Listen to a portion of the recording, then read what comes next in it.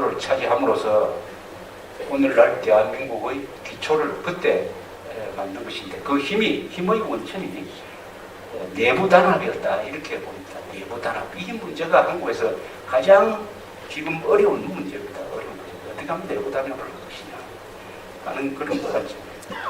그런 관점과 연관되는데 이번에 요새 광주 사태에 대해서 말이 많기 때문에 제가 다시 또 책을 하나 정리를 해가 조갑제의 광주 사태라는 걸로 책을 한번 냈습니다.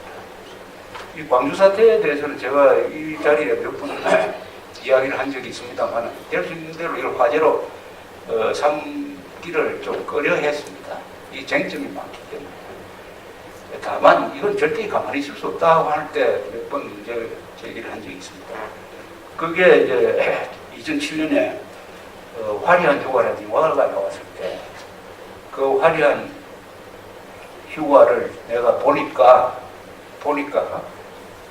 완전히 공수부대를 이게 무슨 나치 군대처럼 만들어가지고 전남도청 앞에서 공수부대의 지휘관이 누가 무슨 명령을 하니까 무릎사 자세로 애국가 부르는 시민들을 향해서 일제 사격하는 장면이 나왔어요. 그대로 했으면 거기서 수백 명이 죽었어요.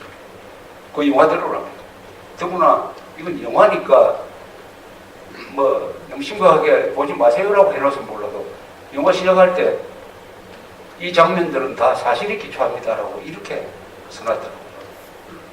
그래서 제가 화도 나고 그래서 우리 국민행동본부하고 같이 우리 민병동 장관님이 또 공수 특전사령관 출신이니까 해가지고 그 영화 제작사를 고발을 했습니다.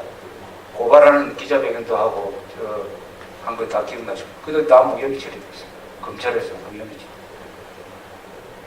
그때 국방장관이 김장수 국방장관이었어요. 국방부에도 이야기했습니다. 어떻게 이런 군대를 이런 영화를 방치하느냐? 이 군대 가려고 하는 사람이 이 영화 보고 누가 보고 있냐? 이렇게 이야기를 했는데 아무 조치를 취하지 않았습니다. 그런 사람이 북한에 가가지고 김정일하고 사진 찍을 때 머리 굽히지 않았다고 해서 지금까지도 무슨 꽃장수를 하고 최근에는 뭐 90 며칠 동안 집에 안 들어갔다가 최근에 집에 갔답니다. 아니 사원 장군은 골프도 치고 잠도 자고 해야지 그러면 전쟁한다고 장군이 잠 안 자고 합니까? 그런 걸 기사라고 쓰는 기자도 참 문제고 그걸 자랑하는 사람도 참 문제라고 써요. 그때 한번 말씀드리고 그 다음에 또 북한군 무슨 일개 대대가 들어왔다.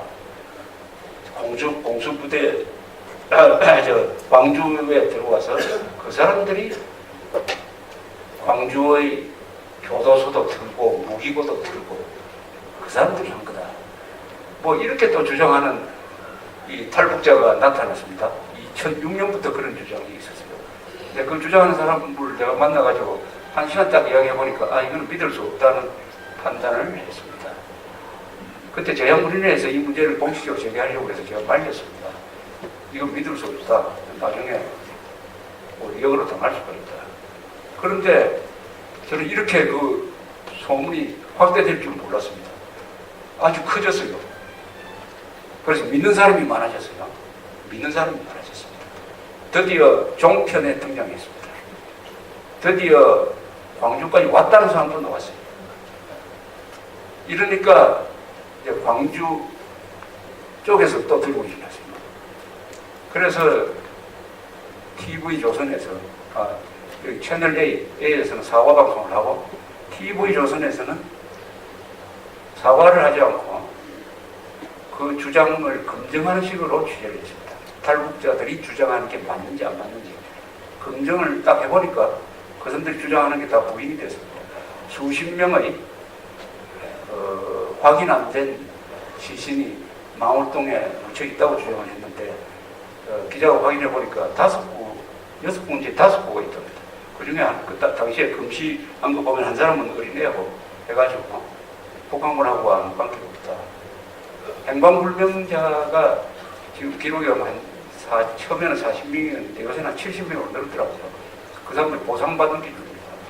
그 행방불명자도 다시 주소나 이거 확실한데 시체가 안 나왔다. 뭐 이래가지고 보상받는 사람이 한 70명 이렇게 있어요.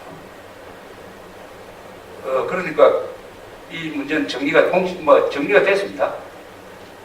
일개대대의 북한군이 광주 사태에 들어오지 않았다. 사실은 이게 논쟁할 필요도 없는 겁니다. 왜냐하면 국가가 지금까지 광주 사태에 대해서 한 5번을 조사했습니다. 제일 처음에 계엄사가 조사를 해서 발표를 했습니다. 그때 사망자가 191명이었습니다.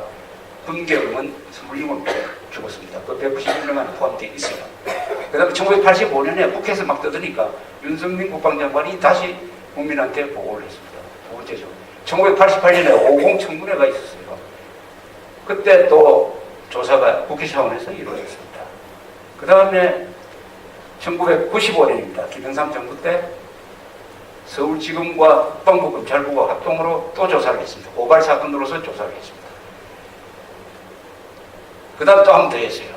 96년에 소위 역사재판 해가지고 5.18 특별법을 소급입법으로 만들어가지고 전두환 노태우 대통령 구속시키는 이런 재판을 하는 과정에서 또 한 번 조사해요. 그럼 5번이죠. 그 다음 2007년에 또 과거사 무슨 위원회가 만들어져가지고 또 조사를 했습니다. 6분입니다. 이 6분을 통해서 밝혀진 사실관계는 분명합니다. 어떻게 해서 광주 사태가 발생했고 어떤 과정을 통해서 진압이 이루어졌고 죽은 사람 얼마고 하는 것은 확실하게 밝혀졌습니다.